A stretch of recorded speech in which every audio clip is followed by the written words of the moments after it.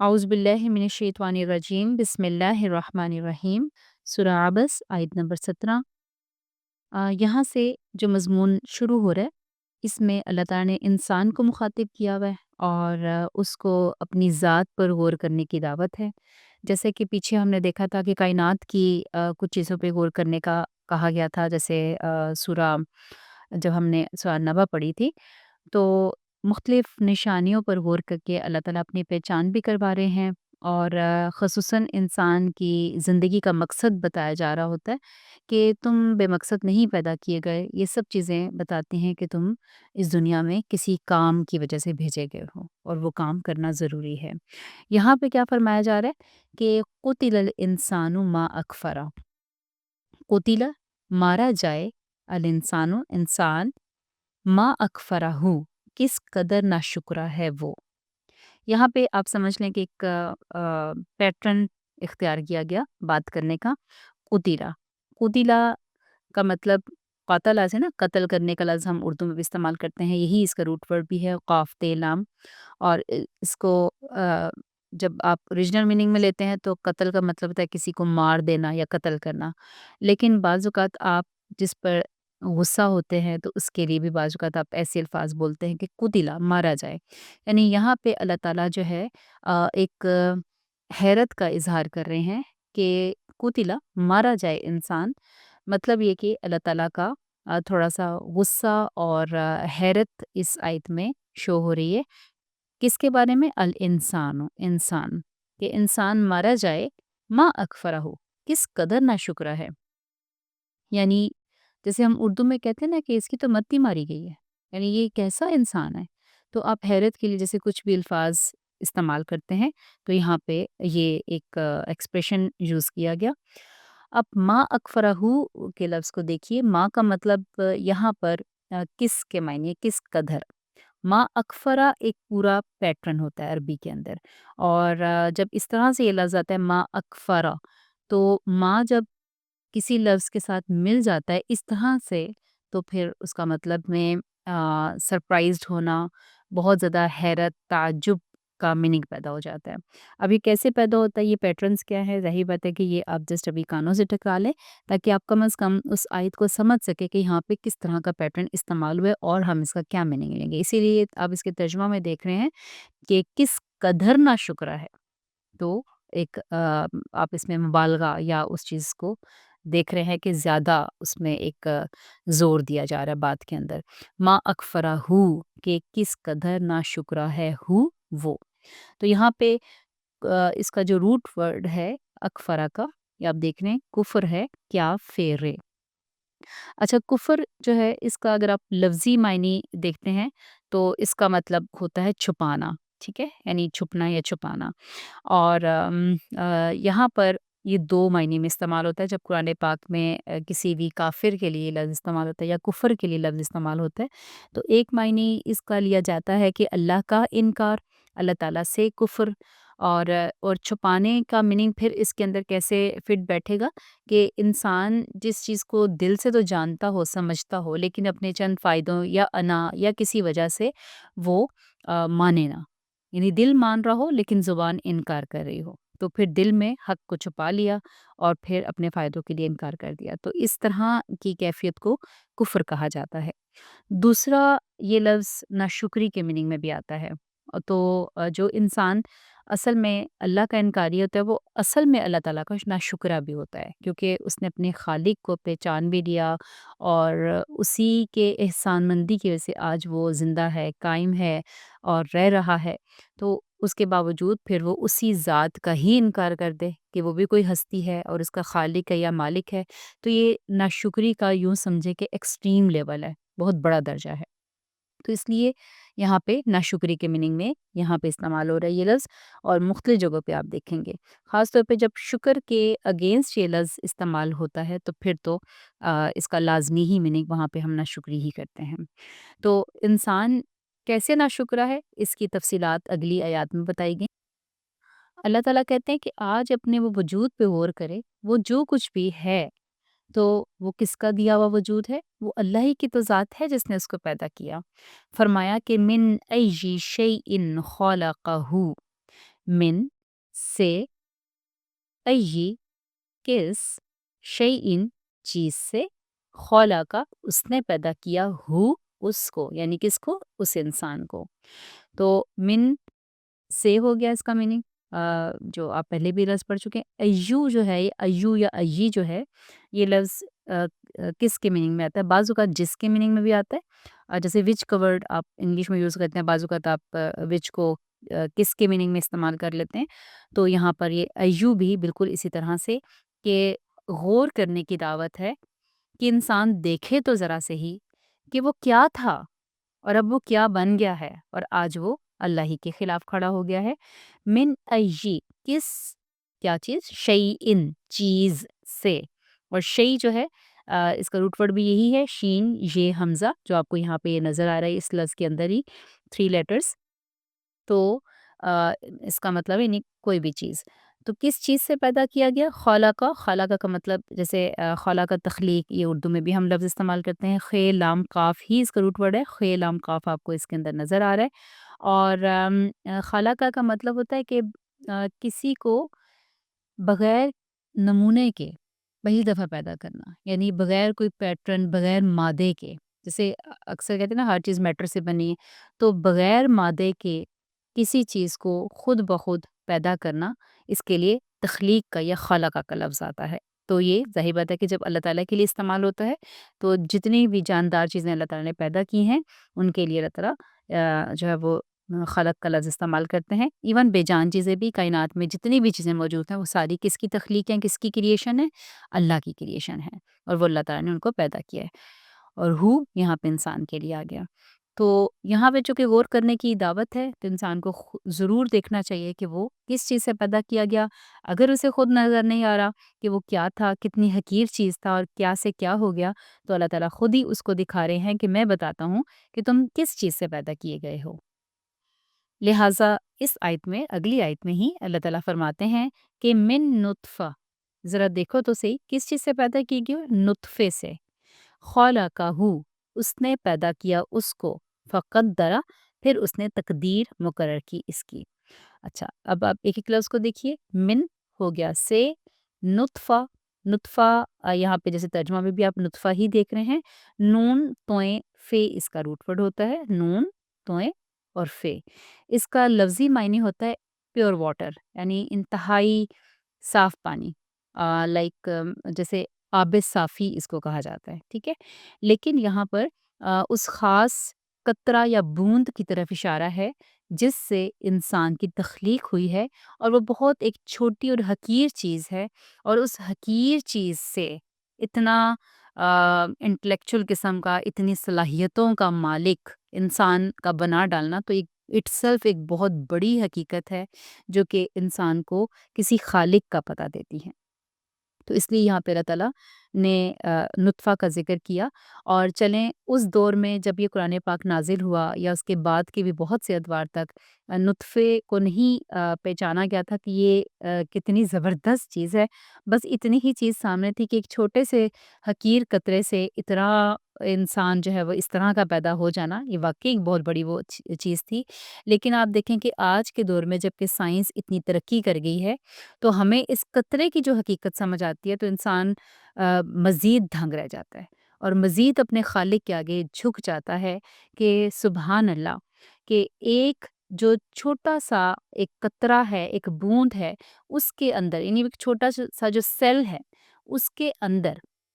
अल्लाह ताला ने क्या-क्या फ़ीचर्स रख दिए इंसान के. इंसान, आज साइंस कहती है कि उस एक कतरे के अंदर, उस एक बूँद के अंदर इंसान की पूरी पर्सनैलिटी, उसका जो है, इवन बाल हैं तो उसका टेक्सचर कैसा होगा, उसका रंग कैसा होगा, उसकी आईज़ का कलर कैसा होगा, उसके अंदर जो ऑर्गन्स हैं उनके सारी चीज़ें, यानी एक-एक चीज़ जो है वो डिफ़ाइंड है उस सेल के अंदर. और आपने देखा कि उस सेल के अंदर सिर्फ 1 या 2 कैरेक्टर जब मिसिंग होते हैं, तो डाउन सिंड्रोम बच्चे जो पैदा होते हैं, तो उसमें भी आप देखें कि वो सिर्फ एक, वो भी बाज़ूक़ात अल्लाह ताला हमें उन लॉज़ को, जो फिज़िकल लॉज़ हैं, उनको तोड़ते हैं, ताकि वो हमें दिखा सकें कि ऐसा भी हो सकता है. कभी-कभी वो हमारे सामने तख्लीक को उस तरह भी लेकर आ सकते हैं कि तुम ये ना समझो कि अच्छा कोई चीज़ खुद ब खुद ही होती चली जा रही है. جو اربوں خربوں انسان ایک ہی طرح بڑے پرفیکٹ طریقے سے پیدا ہوتے چلے جا رہے ہیں، تو یہ کسی کی پیچھے کاریگری ہے۔ تو آج ہم اس چیز کو سمجھ سکتے ہیں کہ یہ کتنا بڑا معجزہ ہے، کتنی بڑی بات ہے کہ ایک نطفے سے کسی کا تخلیق کر ڈالنا۔ تو خالقہ کا مطلب ہوتا ہے اس نے پیدا کیا۔ اس پورے لفظ کا مطلب ہی اس نے پیدا کیا، یعنی اس نے کا ترجمہ بھی آپ اس کے اندر لے کر آئیں گے۔ اور ہو جو ساتھ لگا ہوا ہے اس کا مطلب ہے کہ انسان، یعنی اس انسان کو پیدا کیا، جیسے کہ یہاں پہ ترجمہ میں آپ دیکھ رہے ہیں کہ اس نے پیدا کیا اس سے، تو اس سے کا ترجمہ کہاں سے آیا؟ ہو سے آیا، یعنی ہو کی ضمیر، یعنی اس انسان کو اللہ نے پیدا کیا اور پھر کیا کیا؟ فَقَدَّرَہُ، تو اس نے تقدیر مقرر کی اس کی۔ فا ایک حرف لگا ہوا ہے جس کا مطلب ہوتا ہے پھر یا پس، اور قدرہ اس نے تقدیر مقرر کی، ہو اگین انسان کی طرف اس کی ضمیر جاری ہے کہ اس کی، ٹھیک ہے۔ اچھا، اب قدرہ کا آپ ترجمہ دیکھیں گے، جیسے یہاں پر تقدیر مقرر کی، یہاں پر یہ ترجمہ آ گیا۔ کسی جگہ آپ ترجمہ دیکھیں گے، جیسے میں ایک دوسرے قرآن سے ترجمہ دیکھ رہی تھی تو وہاں پہ تھا کہ اس نے اندازہ مقرر کیا اس کا، تو اندازہ مقرر کرنا بھی اس کا مطلب آ جاتا ہے۔ اور یہ ڈفرینٹ طرح کے مطلب ہمیں کس چیز کی طرف رہنمائی دیتے ہیں، اس لفظ کو سمجھنے سے ہی یہ بات سامنے آئے گی، پتہ چلے گی۔ تو قدرہ کا جو لفظی معنی ہے وہ کیا ہوتا ہے، پہلے اس کے روٹ ورڈ دیکھیں، قاف دال رے، اور قدرہ کا مطلب ہوتا ہے اندازہ لگانا، یعنی اس کے دو تین مطلب آتے ہیں اور سارے پھر مختلف مواقع پر مختلف طرح کے معنی مراد ہوتے ہیں آیت کے حساب سے۔ تو ایک معنی قدرہ کا مطلب ہے اندازہ لگانا، پھر اسی طرح سے جو چیز اوجھل ہوتی ہے، چھپی ہوئی ہوتی ہے، اس کو بھی قدر کہہ دیا جاتا ہے۔ اور اس کے ساتھ ساتھ قدرت پانے، قوت کے میننگ میں بھی یہ لفظ استعمال ہوتا ہے۔ تو تین طرح کے مطلب آپ نے دیکھے۔ تو اب یہاں پر آپ دیکھیں کہ قدرہ کا جو میں نے جیسے آپ کو بتایا کہ ترجمہ میں بعض اوقات لکھا ہوتا ہے اندازہ لگانا، تو ہم بھی جیسے اردو میں بھی لفظ کہتے ہیں کہ اچھا یہ اندازہ میں نے لگایا، جب ایک انسان کے لیے یہ لفظ استعمال ہوتا ہے اندازہ لگانے کا، تو اس میں غلطی کی گنجائش ہوتی ہے کہ انسان نے اس چیز کا اندازہ لگایا۔ وہ ٹھیک بھی ہو سکتا ہے، آپ کہتے ہیں میرا اندازہ دیکھا بالکل ٹھیک نکلا، کبھی آپ کہتے ہیں او میرا اندازہ تو غلط نکلا۔ تو انسان جب اندازہ کا لفظ انسان کے لیے استعمال ہوتا ہے، قدر جیسے عربی میں قدر کہیں گے اور اردو میں اندازہ لگانا کہیں گے، تو اس میں غلطی کی گنجائش ہے۔ لیکن جب یہی لفظ قدرہ کا اللہ تعالیٰ کے لیے استعمال ہوتا ہے تو اس کا مطلب ہوتا ہے کہ کسی چیز کا اندازہ لگانا، مطلب بالکل فٹ بیٹھنا،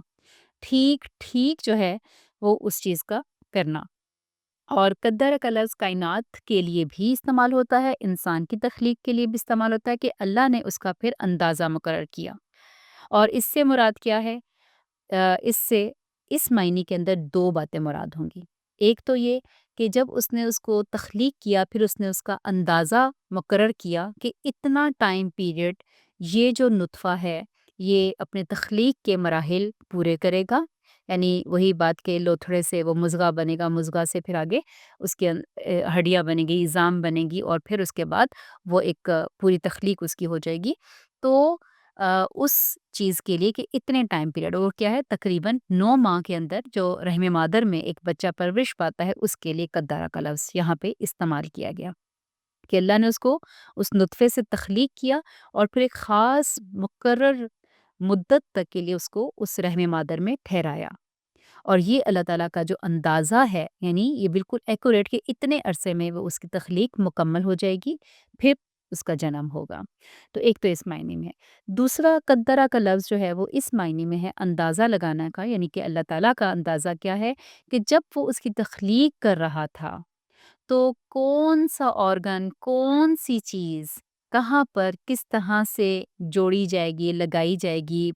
بنائی جائے گی کہ وہاں پر وہ بالکل فٹ بیٹھے گی اور وہ اپنے مقصد کو پورا کرے گی۔ اور اس میں آپ دیکھیے کہ جیسے سیل کے ساتھ سیل جڑتے ہیں اور کہاں پر پٹھے بننے ہیں، کہاں پہ ہڈیاں بننی ہیں، کہاں پہ پھر گوشت بننا ہے، کہاں پہ پھر آنکھیں رکھنی ہیں، ان کی پلیس کون سی، اور آنکھوں کے اندر آپ دیکھیں کتنے سسٹمز جو رکھنے ہیں، دماغ ہے، دماغ کے اندر پر سیلس کیسے آپس میں کوآرڈینیٹ کریں گے اور پھر اس کے جو سارا سسٹم بنے گا، دماغ کے اندر کیا کیا صلاحیتیں پیدا کرنی ہے، پھر اس کے اندر پوری وہ جو ایک برقی نظام پیدا کرنا ہے جس میں کہ اس کے آرڈرز جسم کو جائیں گے، جسم کے دوبارہ اس دماغ تک جو ہے وہ سب چیز جائے گی اور پھر اس سے آپس میں کوآرڈینیشن کے ساتھ وہ پورا جسم کام کرے گا، ایک وہ جو تعلق ہے، پھر اس طرح سے جسم اور روح کا جو ایک تعلق پیدا کیا گیا، پھر ہمارے ہر طرح کے آرگنز ہیں، دل ہے، ہمارے جو لنگز ہیں، کڈنیز ہیں، لیور ہے، مختلف طرح کے فنکشنز آپ دیکھیں تو یہ اتنی کمپلیکیٹڈ چیز ہے انسان، اور پھر اس کے ساتھ پھر اس کو زبردست قسم کی صلاحیتیں، دماغی صلاحیتیں اور اس کو وہ قوتیں دے کر بھیجنا، تو اللہ تعالیٰ کہتے ہیں ثم خلقًا آخر، پھر اس کو ایک اور ہی تخلیق بنا کے کھڑا کر دیا، یعنی کہاں سے بات شروع ہوئی تھی نطفے سے اور کہاں اس کو کچھ اور ہی بنا کے سامنے اللہ تعالیٰ لے آئے، تو یہ اس حکیم و خبیر کا اندازہ ہے، اور جب بھی اللہ تعالیٰ کے لیے اس اندازے کے لفظ آپ استعمال کریں گے تو مطلب کیا ہوگا؟ بالکل ایکوریٹ چیز جس میں مکمل پرفیکشن ہے، کوئی غلطی کی گنجائش نہیں۔ تو مجھے امید ہے کہ یہ دو معنی آپ کو قدر آ کے سمجھ آ گئے۔ اب جو یہاں پہ آپ کے سامنے ایک اور معنی لکھا ہے کہ اس نے تقدیر مقرر کی، تو اس کا مطلب کیا ہے؟ تقدیر مقرر کی یعنی کہ اس نے اس کو نطفے سے پیدا کیا، پھر اس کی تقدیر مقرر کی کہ اب جو ہے اس کو دنیا میں آنا ہے، دنیا میں اس کا یہ انسان جو ہے وہ مرد ہے، مرد کی صورت میں آئے گا یا عورت کی صورت میں آئے گا، اس کو کون سا ماحول دیا جا رہا ہے، کون سا گھرانہ دیا جا رہا ہے، اس میں اس کا رول کیا ہوگا، اس کو جو رول دے کے بھیجا گیا ہے یہ اپنی لمٹ سے اپنے رول کے اندر رہتے ہوئے کیسے اس مقصد کو اپنی زندگی کے پورا کرے گا، اس کو کون کون سی صلاحیتیں دی گئی ہیں، تو وہ جو پوری تقدیر ہے، اور اس میں ہم جیسے ایک حدیث ہمیں اس میں رہنمائی بھی کرتی ہے کہ رحم مادر میں پہ جب بچہ یعنی تخلیق ہو رہا ہوتا ہے تو رحم مادر پہ ایک فرشتہ جو ہے وہ 5 مہینے یعنی جب وہ روح پھونکی جاتی ہے تو اس کو اس پہ اس کی تقدیر لکھ دیتا ہے، جس میں بنیادی چند باتیں ہوتی ہیں کہ انسان جو ہے یہ اس کی کتنی عمر ہوگی، اس کو کتنا رزق ملے گا، اور یہ شقی ہوگا یا سعید ہوگا، یعنی بدبخت انسان ہوگا یا نیک بخت انسان ہوگا، کیسا انسان ہوگا۔ اب اس میں بعض لوگ کوشچنس کرتے ہیں کہ اچھا یہ تو پھر اللہ تعالیٰ نے خود ہی لکھ دیا، تو پھر ہم تو جو کر رہے ہیں اس کا تو کوئی نہیں، یعنی آپ ذہن میں رکھیں کہ تقدیر کیا ہے؟ علم اللہ السابق، اللہ تعالیٰ کا آلریڈی جو نالج ہے، اللہ تعالیٰ کا جو علم ہے، اللہ تعالیٰ کو پتہ ہے۔ دیکھیں میں اور آپ بھی جتنا ہمیں ایک سینسس کے ساتھ ایک علم دیا گیا، مثلاً اگر میرے بچے ابھی اسکول گئے ہوئے ہیں تو مثلاً میں ہی کہہ سکتی ہوں کہ ہاں جی وہ 3 بجے تک اسکول سے پہنچ جائیں گے، تو یہ میرا کون سا سابقہ علم ہے کہ وہ روزانہ تقریباً ان کی وین ان کو اسی وقت چھوڑتی ہے، تو میں ایک اندازہ مقرر کرتی ہوں کہ وہ اراؤنڈ 3 o'clock وہ پہنچ جائیں گے، تو اگر وہ پہنچ جاتے ہیں اور آپ کے اچھا اچھا آپ نے تو پہلے ہی کہہ دیا تھا، آپ نے کہا تھا تو وہ اسکول سے اس ٹائم پر پہنچے ہیں، تو آپ کہیں گے کہ نہیں یہ تو میرا ایک نالج ہے، تو انسان کو بھی اپنی لمٹس کا تھوڑا بہت جو نالج دیا گیا، تو اللہ کی ہستی تو اللہ کی ہستی ہے، جس نے تخلیق کیا، جس نے پیدا کیا، جس کو ہر چیز کا پچھلا اگلا ہر چیز پتا ہے، تو وہ علم اللہ سابق ہے، تقدیر، ٹھیک ہے، اس لیے نہیں ہے کہ اللہ نے پہلے لکھا اور ہم پھر اس کے اکارڈنگلی عمل کرتے ہیں، بلکہ جو ہم نے عمل کرنا ہے تو اللہ کو پتہ ہے کہ اس نے آگے چل کے کیا کرنا ہے۔ اللہ تعالیٰ قرآن پاک میں خود سورہ لقمان میں فرماتے ہیں کہ صرف وہی ذات جانتی ہے کہ ماذا تکسب غدن، کہ ایک انسان کل کیا عمل کرنے جا رہا ہے، وہ کل کیا کمائی کرنے جا رہا ہے، تو یہ اس کا علم اللہ سابق ہے، تو اس نے تقدیر مقرر کی۔ تو آیت تھوڑی سی مشکل ہے لیکن مجھے امید ہے کہ یہ آپ کو سمجھ آ گئی ہو۔ پھر فرمایا کہ ثم السبیل یسرا، پھر اس نے راستہ کو آسان کیا اس کا، ثم پھر یہ آپ پہلے بھی لفظ پڑھ چکے ہیں، سبیل، سبیل سین بے لام اس کا روٹ ورڈ ہوتا ہے، اور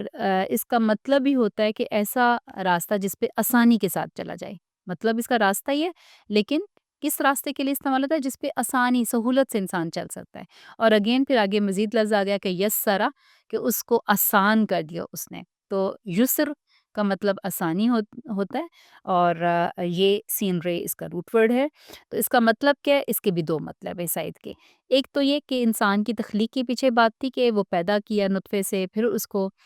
جو ہے اندازہ مقرر کیا، تو اب کیا اس کے لیے کون سا راستہ آسان کیا؟ اس کا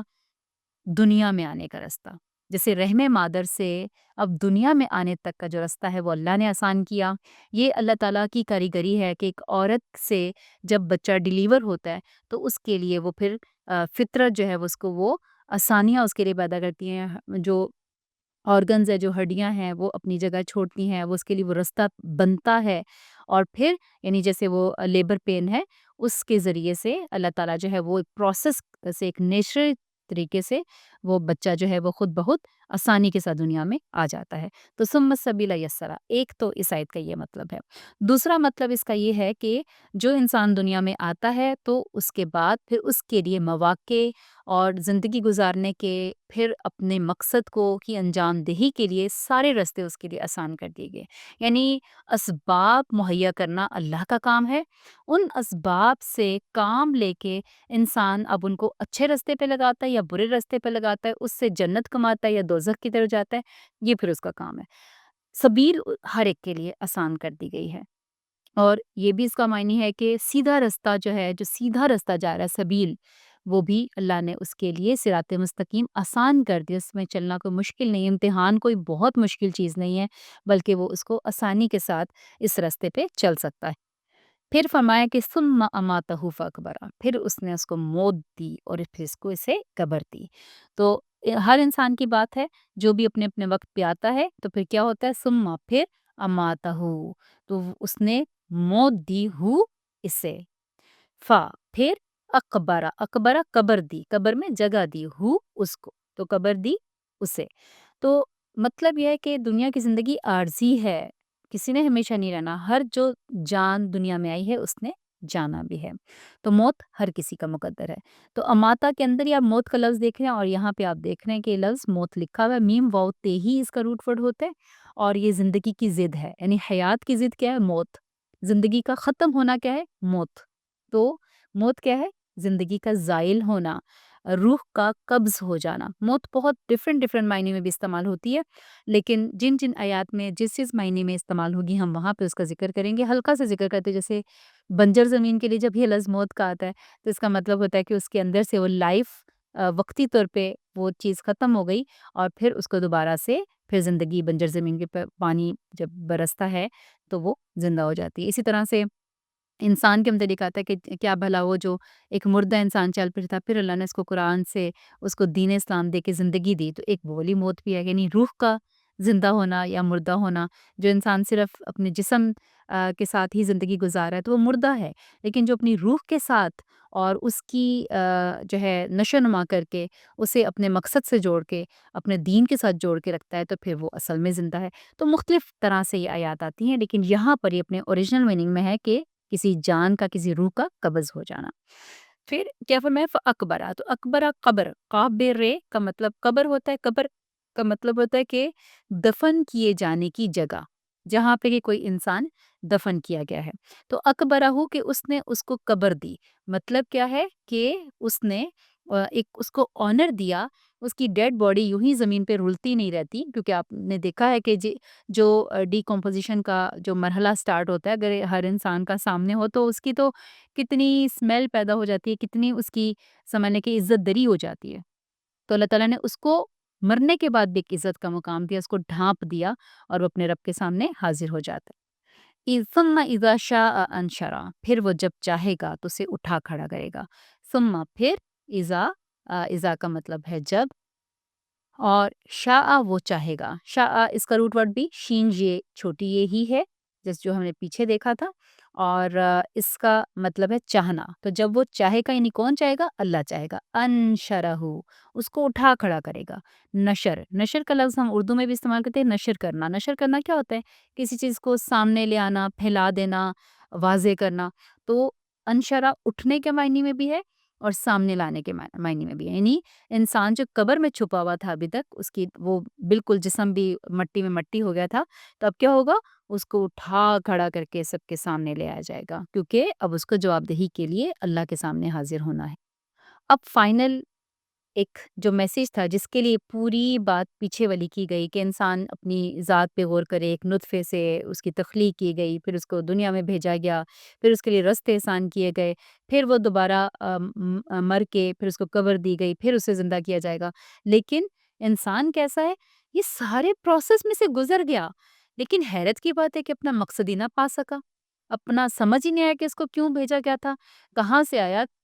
کیوں رہا یہاں پر اتنا ٹائم پیریڈ کے لیے، اور اب کہاں چلا گیا؟ فرمایا کلا لما یقدی ما امرا، کلا ہرگز نہیں، لما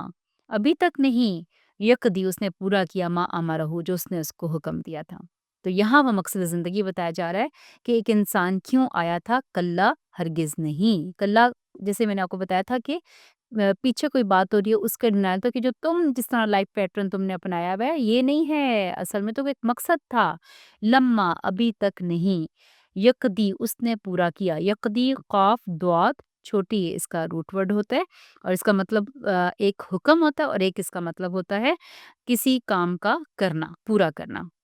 تو اس نے کام جو اس کو حکم دیا گیا تھا اس کو پورا ہی نہیں کیا، تو یہاں پہ ماں کا مطلب جو، اور امرا اس نے حکم دیا، ہو اس کو، تو امرا حکم بھی آ جاتا ہے اور امور کام کا پورا کرنا اس کا میننگ بھی آ جاتا ہے۔ تو یہاں پہ کیا دونوں باتوں کا مطلب ہوا کہ جو حکم اللہ نے دیا تھا کہ بن دیکھے تم نے مجھے ماننا ہے، میری بات ماننی ہے، میرے اکارڈنگلی تم نے زندگی گزار کے اس مقصد کے تحت زندگی گزار کے میرے پاس آنا ہے،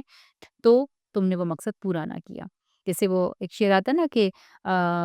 جس کام کے لیے دنیا میں آئے تھے تم نذیر، خانہ خراب، تو تجھ سے وہی کام رہ گیا۔ تو انسان جو ہے وہ کیوں نہیں سوچتا کہ یہ سب دنیا جو سجی ہے، یہ محفل سجی ہے، میں اس میں آیا ہوں، کام کاج کرتا ہوں، اپنی زندگی گزارتا ہوں، تو کیا life for the sake of life ہے؟ کیا مطلب میں اس لیے جی رہا ہوں کہ میں زندہ ہوں، یا کوئی مقصد بھی ہے؟ تو جو لوگ اپنے مقصد کو پانے کے بعد زندگی گزارتے ہیں اصل میں وہی کامیاب ہیں، اور یہی گلہ اللہ تعالیٰ ہم سے یہاں پہ کر رہے ہیں کہ وہ انسان جو ہے اپنے مقصد کو بھولے ہوئے ہے اور اس کے بغیر ہی زندگی گزار رہا ہے۔ تو اللہ تعالیٰ ہمیں مقصد کے مطابق زندگی گزارنے کی توفیق عطا فرمائے، آمین ثم آمین۔ سبحانک اللہم و بحمدک، نشہد ان لا الہ الا انت، نستغفرک و نتوب الیک۔ السلام علیکم و رحمۃ اللہ وبرکاتہ۔